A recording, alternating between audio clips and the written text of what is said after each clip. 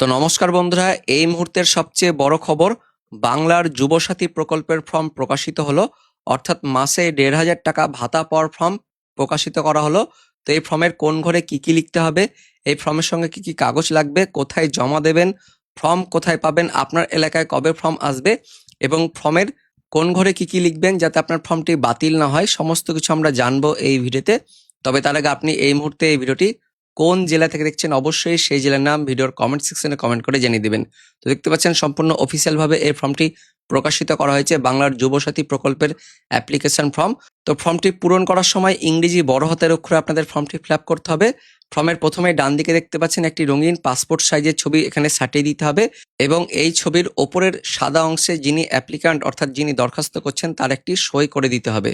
তারপর নিচের দিকে দেখতে পাচ্ছেন দুয়ারে সরকার রেজিস্ট্রেশন নম্বর। এখানে আপনি যে দুয়ারে সরকার ক্যাম্পে এই ফর্মটি জমা দেবেন সেই ক্যাম্প থেকে আপনাদের এই ঘরটি কিন্তু ফিল আপ করে দেওয়া হবে। এখানে আপনার কোনো কিছু লেখার দরকার নেই। তারপর যিনি অ্যাপ্লিক্যান্ট তার এখানে আধার নম্বর দিয়ে দিতে হবে। তারপর যিনি আবেদনকারী তার মাধ্যমিক পরীক্ষায় যে নাম ছিল সেই নামটাই এই ঘরে লিখে দিতে হবে এবং নামের মাঝখানে একটি ঘর ফাঁকা রাখতে হবে এবং পাশাপাশি মোবাইল নম্বর কিন্তু এখানে লিখতে হবে।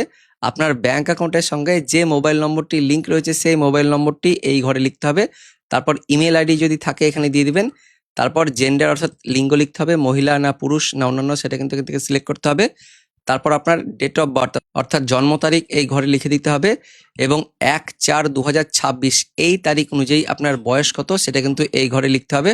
অবশ্যই বয়স ১/৪/২০২৬ এই তারিখের মধ্যে ২১ থেকে ৪০ বছরের মধ্যে অবশ্যই থাকতে হবে, নাহলে কিন্তু আপনি এখানে আবেদন করতে পারবেন না। তারপর যিনি আবেদনকারী তার পিতার নাম লিখতে হবে, মহিলা বা পুরুষ যিনি হন না কেন তার নিজের পিতার নাম এখানে লিখতে হবে। পাশাপাশি মাতার নাম অর্থাৎ মায়ের নাম কিন্তু এই ঘরে লিখে দিতে হবে।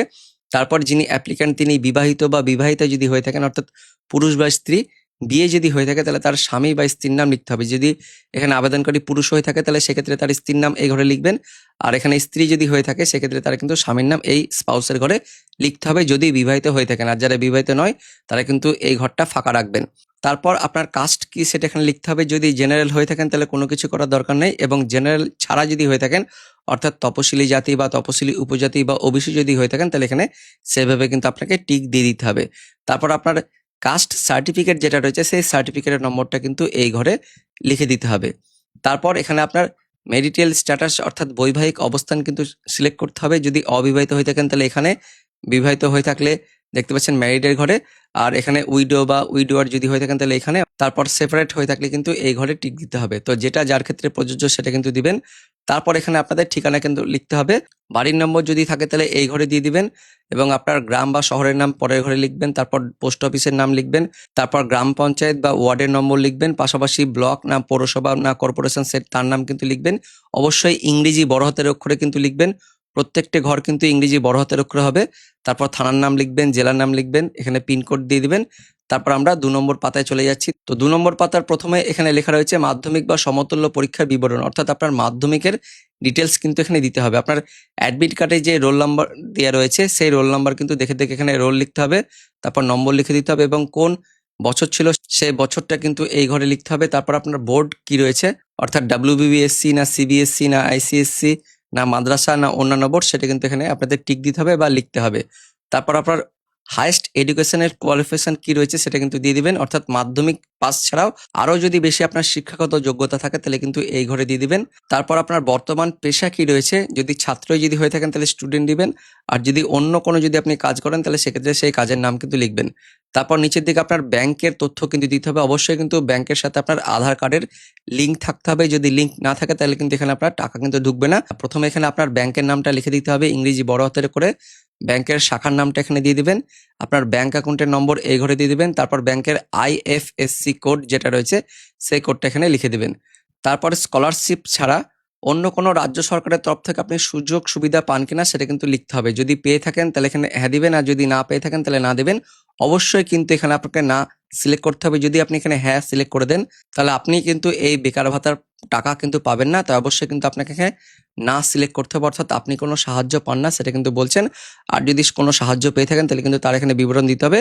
তো অবশ্যই কিন্তু আপনাকে এখানে নাটা সিলেক্ট করতে হবে এবার এই ফর্মের সঙ্গে আপনার কি কি ডকুমেন্ট লাগবে সেটা কিন্তু আপনাকে পরপর এখানে টিক দিয়ে দিতে হবে। অবশ্যই এই জায়গাটা কিন্তু ভাইটাল, এটা দেখেই কিন্তু আপনাদের ফর্মটি অ্যাকসেপ্ট বা রিজেক্ট করা হবে। তো প্রথমে দেখতে পাচ্ছেন আপনার মাধ্যমিক পরীক্ষার অ্যাডমিট কার্ড, সেটা কিন্তু এখানে দিতে হবে এবং অবশ্যই প্রত্যেকটি জেরক্সে আপনার সেলফ অ্যাটাস্টে দিতে হবে, অর্থাৎ প্রত্যেকটি জেরক্সে আপনার কিন্তু সই থাকতে হবে। তো প্রথমে মাধ্যমিক পরীক্ষার অ্যাডমিট কার্ড দিবেন, এখানে টিক দিয়ে দিতে হবে। তারপর আপনার মাধ্যমিক পরীক্ষার মার্কশিট বা সার্টিফিকেট যেটা রয়েছে সেটা কিন্তু দিবেন, অবশ্যই জেরক্সে সই করে দিবেন, এখানে কিন্তু টিক দিয়ে দিবেন।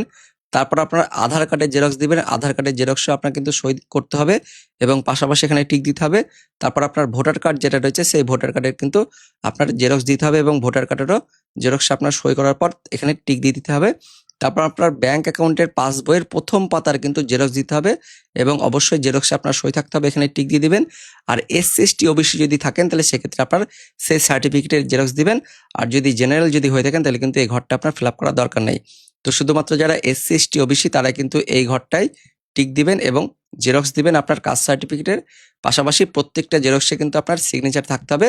তারপর এখানে কিন্তু আপনি একটা ডিক্লারেশন দিচ্ছেন যে আপনি পশ্চিমবঙ্গের স্থায়ী বাসিন্দা, আপনি বেকার বর্তমানে এবং পাশাপাশি আপনি পশ্চিমবঙ্গ সরকারের কোনো সামাজিক কোনো সুযোগ সুবিধা পান না এবং শুধুমাত্র স্কলারশিপ পান, এই কথা বলছেন। পাশাপাশি সমস্ত কিছু তথ্য এগুলো সত্য বলছেন।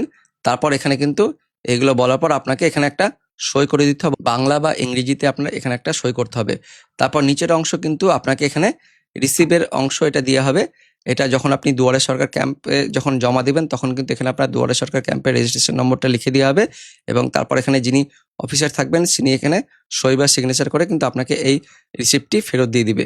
তো এখানে কিন্তু আপনাদের একটু ফর্মটা ফিল আপ করে নেবেন, এখানে নিজের নাম এখানে লিখে দিবেন। তারপর মহিলাদের ক্ষেত্রে পিতা বা স্বামীর নাম লিখবেন আর ছেলেদের ক্ষেত্রে এখানে পিতার নাম লিখবেন এবং পাশাপাশি আপনি কবে এটি জমা করছেন সেই তারিখ এবং তারপর আপনার মোবাইল নম্বর আর এখানে আধার নম্বর লিখে দিবেন। এই রিসিপ্টটি কিন্তু আপনাকে ফেরত দেওয়া হবে। তো এই দুয়ারে সরকার ক্যাম্প আপনাদের এলাকায় কোথায় হবে সেটা কিভাবে জানবেন সেটা জানার জন্য আপনাদের পাড়ায় সমাধান কিন্তু এই অফিসিয়াল ওয়েবসাইটে চলে আসতে হবে। এই অফিসিয়াল ওয়েবসাইটের লিঙ্ক ভিডিওর ডেসক্রিপশন বক্সে থাকবে, আপনারা সেখানে ক্লিক করলে চলে আসতে পারবেন। নিচের দিকে দেখুন লেখা রয়েছে ফাইন্ড মাই ক্যাম্প, বা আপনারা ওপরের ডান দিকে কিন্তু দেখতে পাচ্ছেন স্পেশাল ক্যাম্প 15 থেকে 28 ফেব্রুয়ারি 2026 এখানে একটা স্পেশাল ক্যাম্প করা হবে, যেটি মুখ্যমন্ত্রী মমতা বন্দ্যোপাধ্যায় বলেছিলেন যে 15 ফেব্রুয়ারি থেকে 26 ফেব্রুয়ারির মধ্যে করা হবে। সেই লিঙ্ক এখান থেকে কিন্তু আপনারা পেয়ে যাবেন। পাশাপাশি নিচের দিকে ফাইন্ড মাই ক্যাম্প এখানে ক্লিক করলেও আপনাদের যেটা স্পেশাল ক্যাম্প করা হবে দুয়ারে সরকার ক্যাম্প সেই অফিসিয়াল ওয়েবসাইটে কিন্তু খুলে যাবে এবং খুলে যাওয়ার পর আপনাদের এখান থেকে জেলার নামটা সিলেক্ট করতে হবে, তারপর আপনার বিধানসভার নাম্বারটা সিলেক্ট করতে হবে, আপনার ব্লক বা পৌরসভাটা সিলেক্ট করবেন এবং আপনার গ্রাম পঞ্চায়েতটা সিলেক্ট করবেন। তাহলে কিন্তু আপনাদের এলাকায় কবে এই ক্যাম্প বসবে সেটা কিন্তু আপনি পেয়ে যাবেন। তো এই মুহূর্তে এখনো এটা কিন্তু আপডেট হয়নি, পরবর্তী সময় এটা কিন্তু অবশ্যই আপডেট হয়ে যাবে। এখান থেকে কিন্তু আপনাদের এলাকায় কবে এই ক্যাম্প বসবে এবং কবে আপনি ফর্ম পাবেন সেটা কিন্তু জেনে যাবেন। তো এইভাবে কিন্তু আপনারা ফর্মটা আপনার দুয়ারে সরকার ক্যাম্প থেকে পেয়ে যাবেন, অথবা আপনারা আমাদের ফেসবুক পেজ থেকে আপনারা নমুনা পেয়ে যাবেন, সেখান থেকে কিন্তু আপনি এই ফর্মটি ফিল আপ করতে পারেন। তো বন্ধুরা, এই ছিল বাংলার যুবসাথী প্রকল্পের ফর্ম এবং তার বিস্তারিত তথ্য। তো ভিডিওটি ইনফরমেটিভ হয়ে থাকলে বা ভালো লেগে থাকলে একটা লাইক করবেন, শেয়ার করে দিবেন। দেখা হচ্ছে পরবর্তী আপডেট নিয়ে, ততক্ষণের জন্য ধন্যবাদ।